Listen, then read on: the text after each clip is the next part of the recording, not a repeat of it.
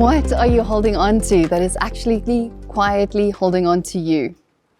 These could be called disordered attachments, things that seem innocent, even good, but slowly begin to take hold of us. We think we have control, but so often that which we cling to grips us, constricts us. But there is another way, because Jesus always leads us to greater freedom as we rest in His grace, even when life is difficult. The psalmist says, "Into your hands I commit my spirit. Deliver me, Lord, my faithful God." Before Jesus prayed these words on the cross, they were already part of Israel's story. The psalmist prayed them in a moment of vulnerability, surrounded by pressure, uncertainty, and fear. This is not a prayer of escape. It's a prayer of trust in the middle of reality. And to commit here means to place something valuable into someone else's care. It's intentional, deliberate, and it's personal. And we know something of tension. We live in a world where things feel uncertain, where economies shift and prices rise, where opportunities feel fragile, where political decisions are made far from us yet shape our daily lives. And slowly, almost without noticing, we begin to carry more than we were meant to carry. Control, fear, self-reliance begin to take the place that trust once held. We begin to rely on our own strength. And slowly, God is displaced.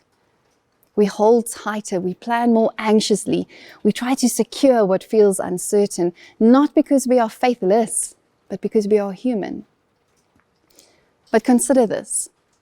If you stopped trying to hold everything together, what is it you're afraid of that might fall apart? Because this prayer invites us to surrender that to Him too. It suggests a different posture. Not control, not passivity, but trust. To say, "Into your hands." And when we say this, it's not to deny reality, and it certainly isn't to give up. It's to realize where possibility and power really lies, with God.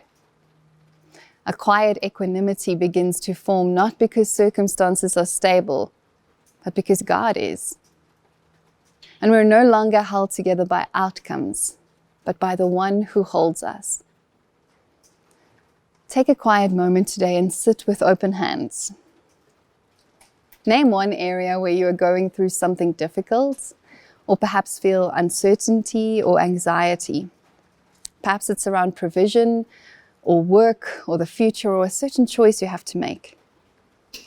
And then intentionally, as you breathe out, pray slowly, "Father, into your hands."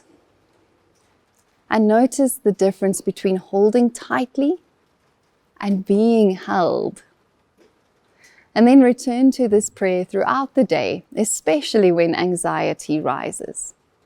And let trust become your steadiness, because your life is in His hands.